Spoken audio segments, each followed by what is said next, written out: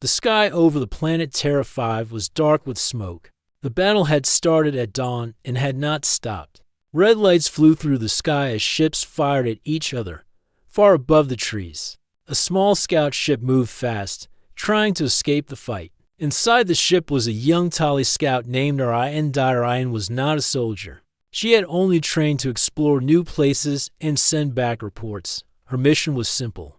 But things had gone wrong. The humans had spotted her ship and thought she was an enemy. Now her ship was broken, and the ground was coming closer. Orion held the controls tight. Sparks flew from the dashboard. A red light flashed. She pressed the emergency button and pulled hard to the right. The ship shook. Trees rushed past. A loud crash came as the ship hit the ground. When everything stopped moving, Ren opened her eyes. Her head hurt. Her arm was bleeding. She tried to sit up but gasped in pain. The door was stuck. She kicked it once, twice, and it opened. Smoke poured out as she crawled outside. The forest was thick with tall green trees and strange flowers. Ren coughed and looked around. Her small leg pack had fallen out of the ship. She grabbed it and limped to a rock nearby. Her side hurt badly. She touched her arm and saw blood. She needed help, but there was no one from her team nearby. Her people were far away. She sat behind the rock and listened. At first, there was only the sound of wind. Then came something else. Boots. Heavy boots stepping on leaves and twigs. She froze. Human soldiers. Orion had seen pictures of them during training. Tall, strong, fast. Her teacher had said humans never left enemies alive. She looked around quickly and picked up a thick stick. It was the only thing she could use to fight. The sound grew closer. A shadow moved between the trees. Ren held her breath. Then he appeared. A tall human soldier walked into view. His clothes were dark green. A small light on his chest blinked. He held something in his hands, but it was not a weapon. It looked like a small bag. Ren held the stick up high, ready to strike if he came near. The soldier saw her. He stopped. For a long moment, neither of them moved. Then the soldier slowly raised both hands. He did not point a gun. He did not call for help. He just looked at her with calm eyes. Orion did not lower the stick. She felt her heart beat fast. Her wound throbbed. The soldier took a step forward. She growled and waved the stick. He stopped again. Then he kneeled. What was he doing? He opened the small bag and pulled out white cloth and a silver bottle. He pointed to her arm and made a soft gesture like he wanted to help. Ren was confused. She had always heard that humans would hurt her. Why was this one not doing that? Her arm burned. The blood had not stopped. She looked at the cloth in his hand, then at the stick in hers. Slowly, unsure, she dropped the stick to the ground. The soldier moved closer, still slow, still quiet. He sat beside her and poured something cool on her wound. It stung, and she hissed. But he did not stop. He wrapped the white cloth gently around her arm. His hands were careful, like he had done this many times before. Ren looked at his face. He was not smiling, but he did not look angry either. His eyes were tired. His hands moved with care. He tied the cloth, then reached into his pack again and pulled out a small water bottle. He held it out to her. Orion took it with shaking hands. She drank a little and wiped her mouth. She wanted to ask why he was helping her, but she did not know the human words. She touched her chest and said her name, Ren. The soldier looked at her and nodded once. Then he pointed to himself, Toma. So that was his name. Toma. Orion said it softly. Toma looked up quickly. A voice crackled from his chest radio. Ren did not understand the words, but she saw him frown. He pressed a button and spoke back, short and fast. Then he looked at her again. He stood and reached out a hand. Ren stared at it. Was he asking her to go with him, or was he turning her in? She did not know, but she was too weak to run, and this soldier had helped her when he did not have to. She took his hand. Toma lifted her up slowly. Her leg hurt when she stood, but he put her arm around his shoulder and held her steady. He looked around the forest, then began to lead her away from the wreck. They moved carefully between the trees. Birds flew from the branches as they passed. The air was warm and thick. Rin's feet dragged. But Toma kept going. After a while, they stopped near a wide tree. Toma helped her sit down. He checked her arm and added more cloth to the bandage. She watched him work, still not sure if she should trust him. But her heart felt less afraid now. For a moment, they just sat in silence. Rin looked at him again. This human had every chance to hurt her. But instead, he had bandaged her wound. And given her water. Maybe, she thought, humans were not all the same. Then she heard something in the distance, more boots. Toma listened carefully. The sound of boots was getting louder. Other human soldiers were coming through the forest. He looked at Rin, who sat with her back against the tree. Her eyes were wide. She had heard the sound to Ryan tried to stand, but her leg was still weak. She winced and leaned against the tree. Toma quickly held her arm and helped her sit again. He looked at her ship in the distance. Smoke was still rising. The crash would have drawn attention. His team would come here soon. If they found Rin, they would treat her as an enemy. Toma had a choice to make. He turned to Rin. She was watching him, unsure of what he would do. Her hands rested on her lap. The cloth he had tied around her wound was already spotted with red. She was not a threat. She was injured, tired, and alone. He could not leave her. Toma opened his pack and pulled out a small tool. He cut a piece of cloth from his own sleeve and wrapped it around Rin's leg, where she had a small cut. She did not speak, but her eyes followed his hands. Another voice came from his radio. It was sharp and direct. They were close now. Toma pressed a button and answered calmly. No sign of the alien near the crash. I checked the area. Moving to the west side now.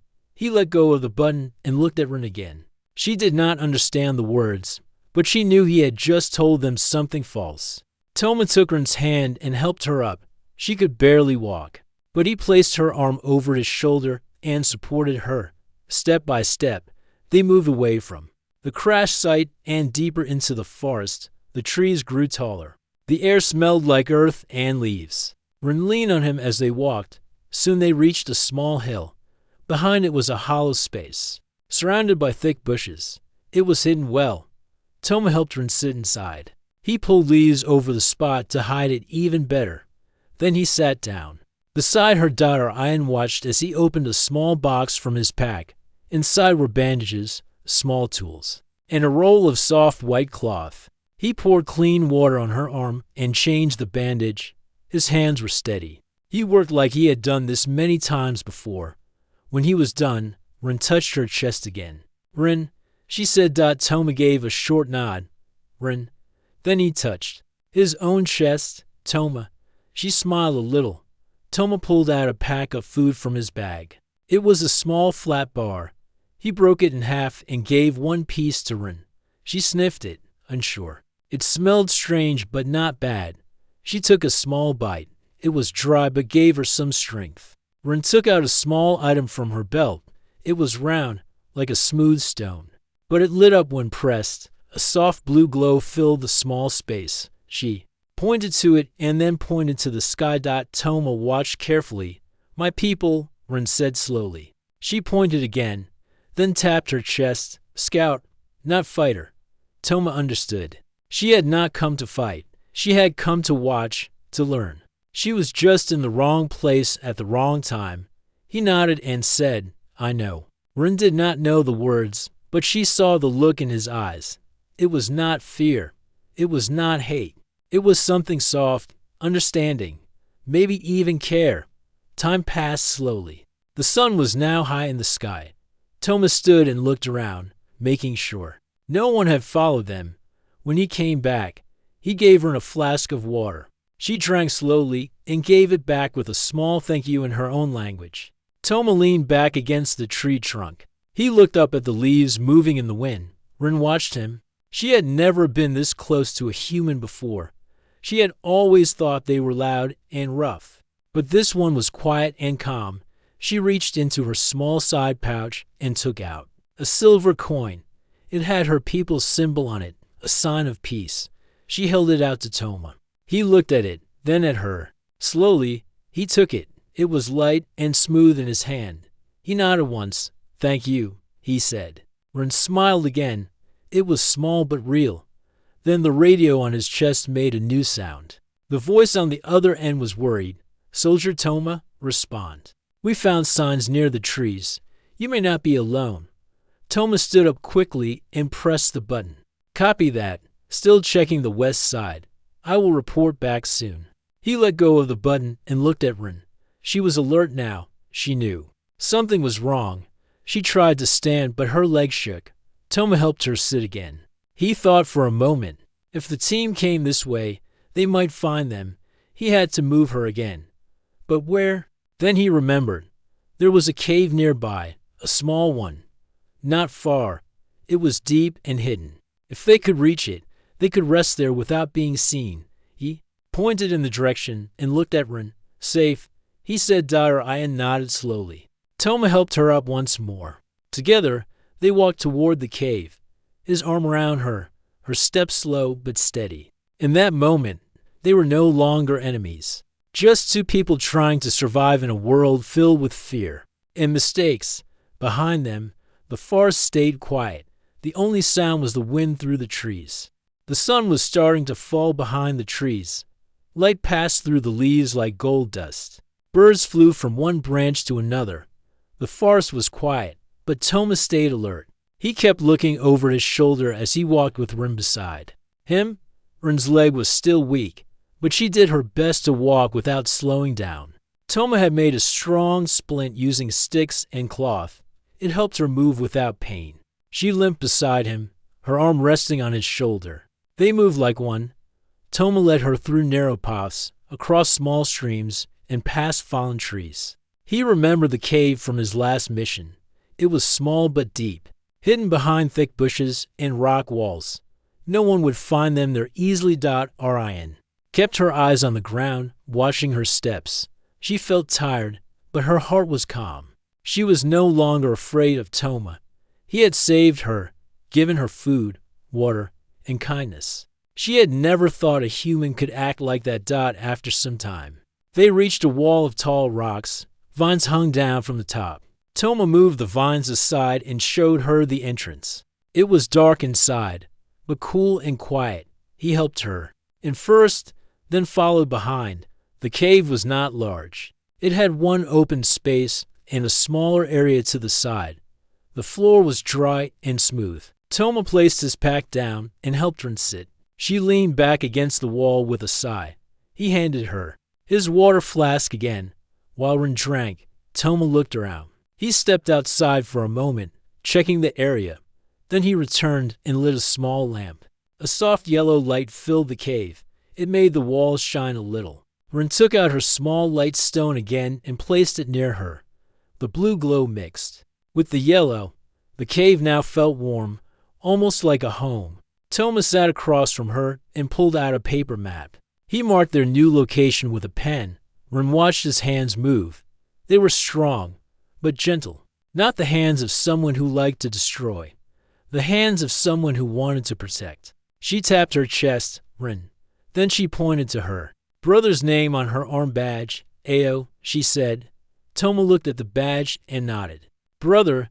She smiled and gave a small nod. Toma pointed to himself. Toma. Then he pointed to the radio on his chest. Team. Rin did not know the full meaning, but she guessed it. His people were searching for him. Her people were searching for her. She took a deep breath and reached into her belt pouch. She pulled out a tiny round device. It had a silver ring and a green button in the middle. She held it up for Toma to see. Signal, she said. Toma raised his eyebrows. He understood. She could call for help. Ryan pressed the button once. A soft light blinked. She placed the device on the ground and covered it with a cloth. It would send a message, but not show their exact place. Now, all they could do was wait. Toma opened his food pack again and shared another bar with Rin. She accepted it without fear. They ate in silence for a while, listening to the quiet sounds of the forest outside. The air inside the cave was cool.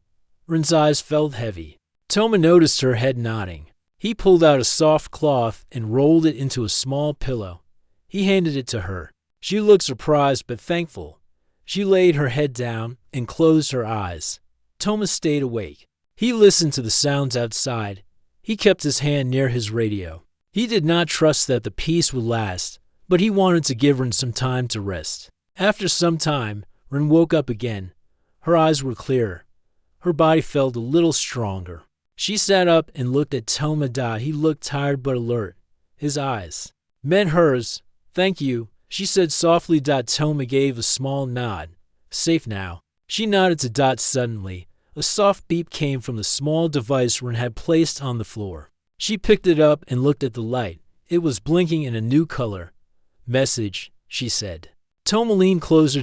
Our iron tapped the side twice. A tiny voice came out. It was soft, but she knew it at once. "Rin, this is Ao. If you hear this, answer. We are near the crash site." Her hands shook. She looked at Toma. "My brother," she said. Toma pointed to the device. "Answer." Rin pressed the button and spoke in her own language. "I'm safe. I'm not alone. I'm with a human. He helped me." There was a pause. Then a new message came. "Where are you? Are you hurt?" Rin looked at Toma Da. He took out his own signal light and set it to a color that meant safe. He placed it near the cave entrance, hidden in the bushes. It would shine just enough for someone watching closely. Our Iron sent a final message. "I'm sending a light. Look for green near the rocks. Come alone." She placed the device back in her pouch and leaned back again. Toma sat near the entrance. He looked outside, watching the forest. Time moved slowly, but the air felt full of hope now. Rin looked at him once more and smiled. This was not how stories about humans were told back home. This one was different. The forest grew quiet as the sun dropped lower. Light faded from the sky. Toma checked the entrance of the cave again, looking for any sign of movement. He stayed still, his body ready in case something went wrong. Behind him, Rin sat against the stone wall, her eyes half closed but her ears alert. The cave was cool and calm. Tiny water drops fell from above and hit the ground with a soft sound. Rin looked at the walls. They were smooth and old. Some marks looked like they had been made long ago. Shapes of hands, stars, and trees were carved into the rock. Toma followed her gaze. "Old cave," he said. Her eye nodded. She touched one of the shapes. It felt warm even though the cave was cold. She felt safe here, but her thoughts were busy. Ao was near. Her brother was strong and careful. He would not come in without watching first. He would wait, check, and move with care. She looked at the cave mouth. The green signal light was still hidden under the leaves, blinking slowly. That was the sign. Not a trap, not a call for battle, just a message. "I'm here. I'm safe." Toma sat down beside her. He had not spoken much, but his actions were always clear. He gave her water again. She drank and thanked him in her language. He did not understand the words, but he understood her voice. Outside, the trees stood tall and still.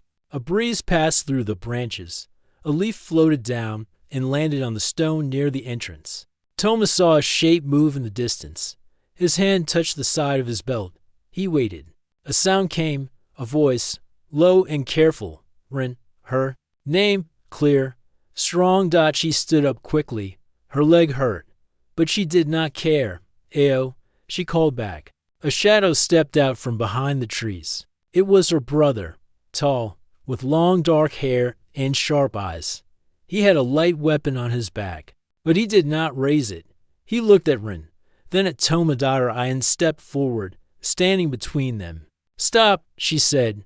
She held her hands up. "Ao, walk closer." His face was tight with worry. "You're hurt," he said. "Are you all right?" "I'm safe," she answered. "He helped me." Ao looked at Toma again.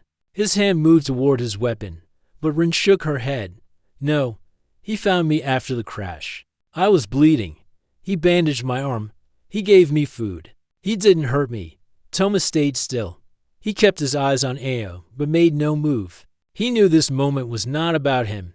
It was about trust. Ao walked past Rin and stood in front of Toma. They were close now. Two different beings, two different worlds, face to face. Ao's eyes were sharp, but his voice was calm. "You could have left her," he said. "You could have called your team." "Why didn't you?" Toma answered in slow words. Not enemy. Hurt. Needed help. Ayo looked at Rin. She nodded. He gave me water. He carried me. He hid me from his own team. Ayo's face softened just a little. He looked at the cave walls, the marks, the signal light. Then he sat down. We didn't come to fight. He said, we came to study, to learn. About the humans, our leaders didn't want war. But the humans saw us and opened fire. Toma nodded slowly. Same for us. He said, we saw your ships, thought it was a threat. No time to ask questions. Rin sat between them. For the first time, they were talking, not fighting. I think it's a mistake, she said. Fear made both sides act too fast. Ayo agreed. But fear is strong, and now both sides are ready for war. Toma reached into his pack and pulled out a small map. He placed it on the cave floor and pointed to a place marked with a red circle, human base. He said, my commander is there. If he hears your voice, maybe he will listen. Ayo raised his eyebrows. You want us to go to your base? No. Toma said, he comes to us, but he must know it's safe. No attack. Ayo thought for a long time. Then he nodded. We can try, but only if we send the message together. Toma agreed. Ayan watched them both. Her heart felt full. These two were different. They had been trained to watch for danger, to fight if needed. But here they were, making a plan for peace. Toma took his radio and turned it to a low signal. He pressed the button. This is Soldier Toma. I have information. I am safe. I request a meeting with Commander Harv. Send small team. No weapons raised. There was silence, then a reply. Where are you? Toma looked at Ayo. The alien gave a small nod. Near Sector 4, South Ridge. There's a cave with a mark on the tree. Come before sunset. You will hear more when you arrive. The radio clicked off. Our Ayan looked outside. The sky was turning orange. The day was almost done. Ayo stood and stretched. They will come, he said. We'll be ready. Toma nodded. Inside the cave, the light from Rin's stone and Toma's lamp mixed on the wall. Their shadows stood together, strong and quiet. For the first time, the cave was not just a place to hide. It was a place where something new was starting. Not fear, not war. Hope. The sky over the forest turned red as the sun dropped low. Long shadows stretched across the trees. Birds flew to their nests, and the air grew still. Inside the cave, Toma checked his radio again. No new messages had come in. That meant the meeting plan was still active. Our Ayan sat on a flat rock, watching the cave entrance. Her leg was better now, but she still moved slowly. Ayo stood outside, his sharp eyes scanning the trees. He stayed close, ready for anything. The forest was quiet, but all three of them knew the moment was near. Toma stood up and walked toward the cave mouth. He looked at Ayo and pointed to a tall tree nearby. They may come from that side, he said. It's open ground. Ayo nodded. I'll stay near the tree. If they come with weapons raised, I'll signal you. Toma looked serious. If they come with weapons raised, I will stand in front of her again. Rin heard him. She stood beside them now. We don't want to fight, she said. But we won't run either. Ayo placed a hand on her shoulder. You're stronger than you think. The wind moved through the leaves. Then a sound came. Not birds, not animals, steps. Toma stepped forward and held up his hand. Stay calm, he said. 3 humans came into view. They wore the same uniform as Toma. One of them was taller and older. He walked in front with a strong face and calm eyes. This was Commander Harv. He looked at Toma first. You call me. Why? Toma raised both hands. She's not a threat. She crashed during the fight. I found her wounded. She could not run. I helped her. Harv looked at Rin. His eyes narrowed. You helped her. Yes, sir. Harv stepped closer. Why? Toma's voice was steady. Because she needed help. She wasn't pointing a weapon. She was bleeding and scared. Like anyone would be. Rin stood tall. She did not hide. I'm not your enemy, she said. Harv raised one eyebrow. You speak our language. A little, Rin said. Enough to say this. We came to your world to observe, not to fight. We didn't fire first. Your ships did. Harv looked at her, then at Toma. You believe her? Toma nodded. I do. And I believe her brother too. Ao stepped out from behind the tree. Harv's team quickly reached for their weapons, but Harv raised a hand. Hold, he said. Ao walked slowly, but without fear. I came here to find my sister, he said. But I also came to speak. Your man helped her when he had no reason to. That means something. Harv stayed quiet for a long moment. The forest was silent again. Only the wind moved through the leaves. What do you want from me? Harv asked. Rin stepped forward. Time, a chance to speak before more fighting starts. A chance for peace. Harv looked down, then up at the sky. He crossed his arms and thought. You're asking for a lot, he said. My team lost people. They want answers. You lost people. Ao said. So did we. But if we keep going like this, more will fall. Harv looked at Toma. You believe this is real? Toma nodded. Yes, sir. I've seen it with my own eyes. Harv took a deep breath. All right, he said. I'll call for a pause. No attacks until further notice. I'll speak to command, but I can't promise what they'll say. That's enough, Rin said. A pause is a start. Harv looked at her again. You remind me of someone, he said. Who? She asked. My daughter, he replied. She never gave up either. Rin smiled softly. Harv turned to his men. Lower your weapons. We're leaving. The soldiers did as they were told. Harv gave one last look at Rin, Ao, and Toma. We'll talk again soon, he said. Then he walked into the trees with his team. Toma let out a breath. Rin sat down again, her body tired but her heart full. Ao stood beside her. You were brave, he said. So were you, she replied. Toma sat on a rock near them. His eyes were on the spot where the humans had disappeared. He spoke quietly. It's not over yet. No, Ao said. But the door is open. The three sat in silence for a while. The light from Rin's signal stone glowed softly. The cave was still, but something had changed. Trust had begun to grow. Rin leaned back against the wall. I never thought a human would be my friend, she said. Toma looked at her. I never thought an alien would teach me what it means to care. Ao nodded. Maybe we're not so different. Outside, the stars began to appear. The forest rested. The night had come, but there was peace in the air. Not fear, not hate, just a quiet hope. The stars above the forest were quiet and bright. The air was cool, and the trees stood still in the night breeze. Inside the cave, Rin sat with her back to the wall. Her leg was healing. Her arm no longer hurt. Her body was tired, but her mind was strong. Toma sat near the cave entrance, listening to the night. His radio stayed close to his side. The light from the small signal stone still glowed. Ao stood outside, keeping watch. The peace between their people was still new and weak. One mistake could break everything. Toma heard a voice come through the radio. It was short and calm. Commander Harv is returning with news. Toma turned to Rin and Ao. They're coming back. Rin stood up slowly. She looked toward the trees. Did they agree? We'll know soon. Toma said. Minutes passed. The stars moved in the sky. Then soft steps came through the trees. 3 humans appeared. Commander Harv walked in front again. This time, he came without a weapon. His hands were open and empty. Ao stepped forward from behind the rocks. He gave a small nod. Harv nodded back. We spoke to the higher officers, Harv said. They were surprised. They didn't believe it at first, but I told them what I saw, what I heard, and they listened. Rin stepped beside Toma. What did they say? She asked. Harv looked serious.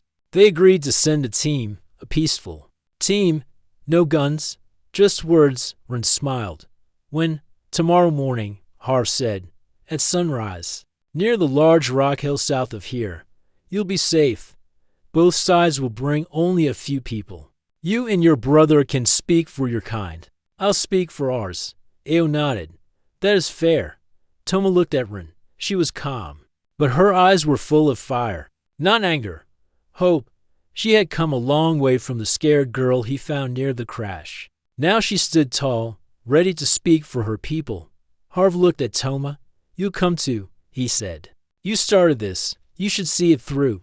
Toma gave a firm nod. "I will." Harv turned and walked away with his team. The forest swallowed their shadows. Ren sat down again, quiet for a moment. Eo sat beside her. "You trust them?" he asked. "I trust what I've seen," she said.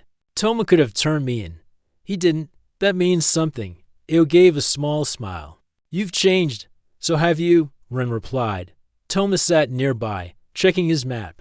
He marked the place Harv spoke of. It was near a clear area with a wide rock hill. A good place for a meeting. No hiding spots, no danger. The night passed slowly. None of them slept much. When the first light touched the trees, they were already up. Ren looked at her badge. The symbol of her people was still bright. She touched it gently. "I'll speak with care," she said. "You'll speak with heart," Eo replied. They moved together toward the meeting place. The path was clear. The forest was quiet. Toma walked between them. Every step felt heavy. Not from fear, but from the weight of what was coming. When they reached the rock hill, the sun had just started to rise. The sky turned soft orange. The hill stood tall, and light fell across the open ground. On one side stood 3 humans, Harv, a young woman officer, and a tall, quiet man. No weapons, just simple clothes and calm faces. On the other side stood Tatali scouts. One was older, with long silver hair. The other was young, with sharp eyes. They looked at Ren and Eo with surprise, then respect. Harv stepped forward.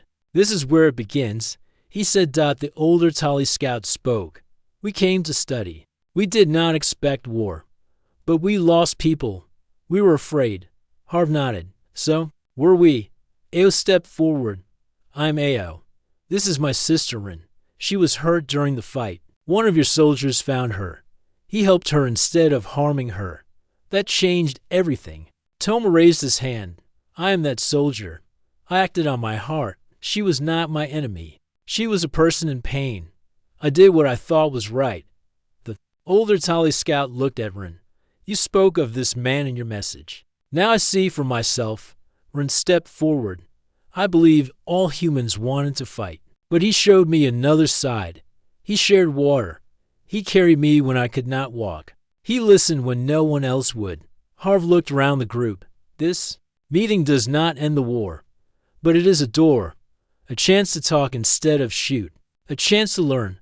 The tall human beside Harv spoke. "If both sides agree, we will send messages to the leaders. We ask for a full stop. A moment to think." The older Tali nodded. "We agree. Let the leaders talk. Let the fighters rest." Everyone stood in silence. No one moved. The wind passed gently. Leaves moved in the trees. The sun climbed higher. Eo took out a small silver coin. He handed it to Harv.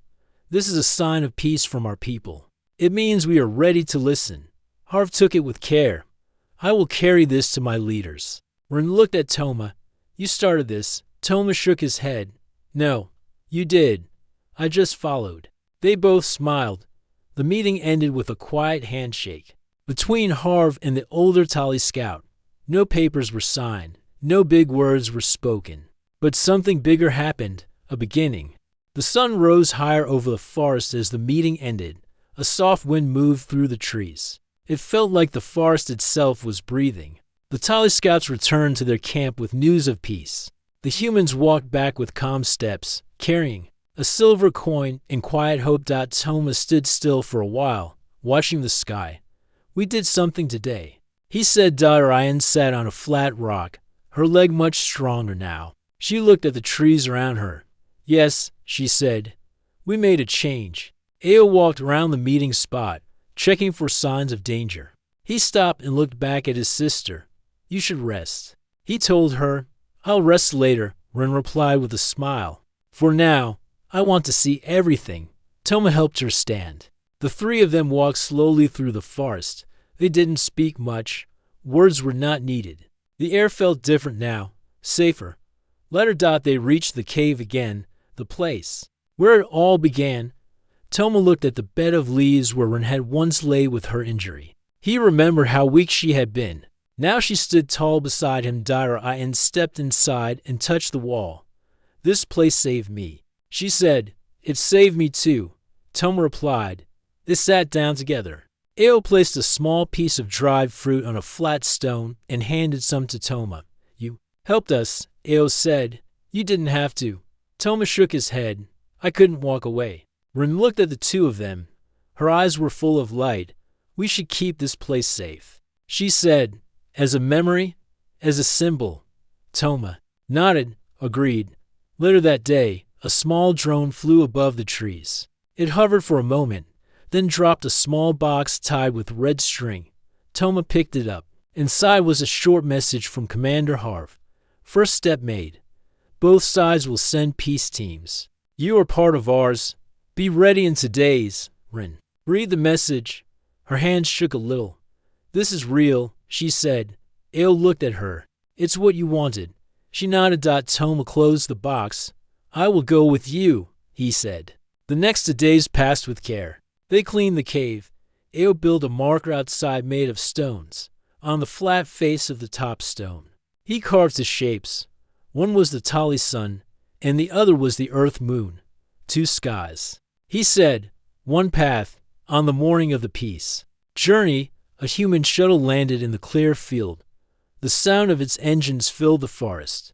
But no weapons were shown, only hands waving from inside. Toma, Rin, and Ao stepped forward. A human woman stood at the door of the shuttle. She smiled and held out her hand. My name is Mira. I work with peace missions. Are you ready to go? Rin looked at Ao. He gave a small nod. We're ready, she said. The inside of the shuttle was quiet. The seats were soft. A few human officers sat near the back, watching with curious eyes. But no one spoke unkindly. Toma sat beside Rin. She looked out the window, watching. The forest disappeared below them. Her hand touched the window glass. I never thought I would leave that forest, she whispered. You left something better, Toma said. What? A story, he replied. The shuttle flew toward the human base. It was not far, but it felt like a long journey. Rin remembered everything. The crash, the pain, the cold night, the bandage, the first cup of water, the quiet talks. She looked at Toma again. You changed everything, she said. So did you? He replied. At the base, a large tent was set for the peace meeting. Flags of both sides stood outside. No weapons were allowed inside. Only words, only ears to listen. Rin and Ao walked in first. They stood before a long table where leaders from both sides sat. The room was full, but no one made a sound. Commander Harv stood and pointed to Toma.